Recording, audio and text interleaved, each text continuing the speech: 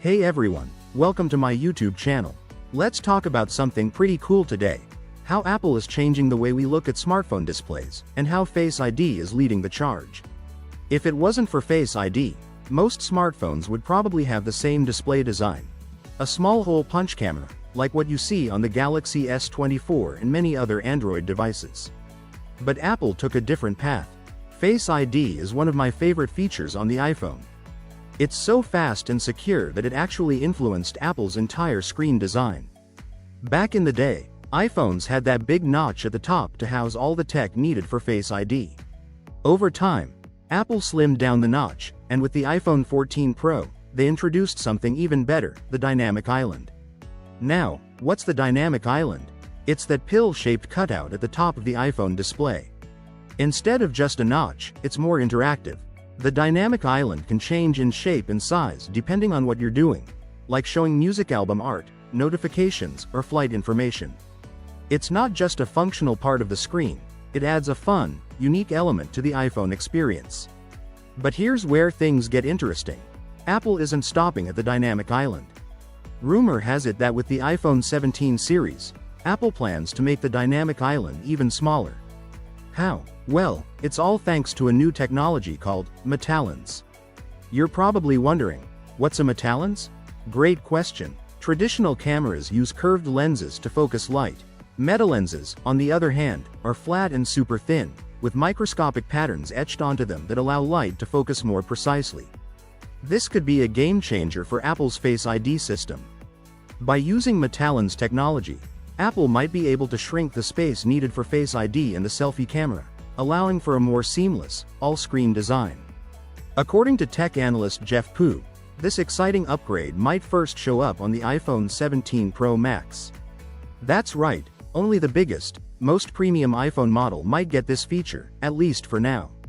Apple often debuts its latest innovations on the Pro Max models before rolling them out to the rest of the lineup in future versions. So, it looks like we'll see a smaller Dynamic Island on the Pro Max first, with the other models following later. Why only the Pro Max, though? Well, it could be due to the cost and complexity of producing these new Metalens units. It's possible that Apple is focusing on just one model for now to ensure they can get it right before mass producing it for the rest of the iPhone family. So, what does all this mean for the future of iPhone displays? Apple's goal is pretty clear. They want to get rid of any interruptions in the screen altogether. Eventually, Face ID and the selfie camera will be hidden under the display, creating a true edge-to-edge, all-screen iPhone. The evolution from the big notch in the iPhone X, to the smaller notches, to the Dynamic Island, and now to this new, more discreet Metalens setup shows just how committed Apple is to making that happen. The technology behind Metalens is fascinating. Engineers at MIT have been working on this for a while. According to a 2021 report, they developed a tunable Metalens that can focus on objects at different depths without needing to physically move the lens. This could have huge implications for smartphone cameras and even augmented reality, AR, in the future. Imagine an iPhone camera that can adjust focus without any moving parts, just pure light manipulation through these tiny Metalens patterns.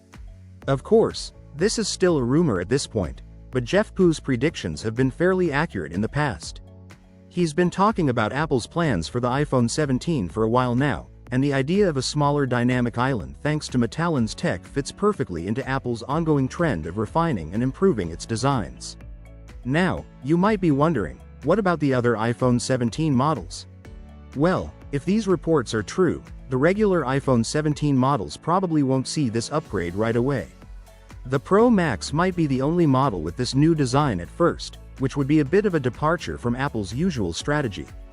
Typically, the Pro and Pro Max models are pretty similar in design, with the main differences being in things like battery size and camera features. But this time, the Pro Max might stand out a bit more with its sleeker Dynamic Island. To sum it all up, Apple's always been pushing the envelope when it comes to design, and the iPhone 17 Pro Max could be the next big leap.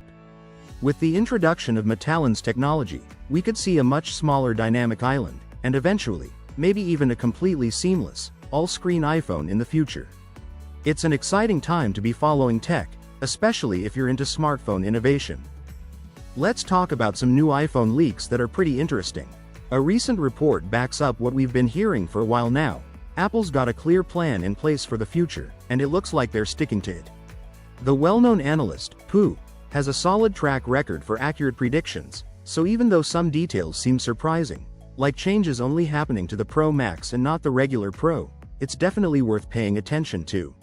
Now, here's where things get really exciting. According to leaker MyGenBU, Apple is bringing a new battery adhesive technology to all iPhone 17 models next year. This is the same tech they're testing on the iPhone 16 and 16 Plus this year. So, what's the big deal? Well, instead of using heat guns or brute force to remove the battery, Apple's developed a way to run an electric current through the adhesive, making it super easy to take the battery out. Once the battery is removed, they just add a fresh layer of adhesive for the replacement. This is way more efficient and user-friendly than the old method. Testing this new adhesive on the non-Pro models gives Apple a chance to fine-tune the process before rolling it out across the board for the iPhone 17 lineup. It's kind of cool that the non-Pro models are getting this tech first. Usually, the Pro and Pro Max models get the latest and greatest features, like upgraded cameras, the dynamic island, and promotion displays. But in this case, the standard models are leading the way. Now, let's talk about the iPhone 17 Air, which is set to replace the iPhone 17 Plus. This model will be ultra slim, partly thanks to that new adhesive technology, which eliminates the need for some bulky parts like screws, brackets, and clips. The phone's slim design is expected to be its standout feature, but there's an interesting twist. Even though the iPhone 17 Air's specs aren't expected to blow us away, it's rumored to cost more than the iPhone 17 Pro Max. The Pro Max is expected to start at $1,199, while the Air could start at $1,299. It's also rumored that the iPhone 17 Air won't have the A19 Pro chip like the Pro models but might come with the regular A19 chip instead. It'll feature 8GB of RAM, which will allow it to support Apple Intelligence, but get this, it might only have a single camera on the back. That's a bold move for a phone at this price point. What do you think about this ultra-thin, high-priced iPhone 17 Air? Share your thoughts in the comments below, and don't forget to subscribe to the channel for more updates. Thanks for watching, and I'll see you next time.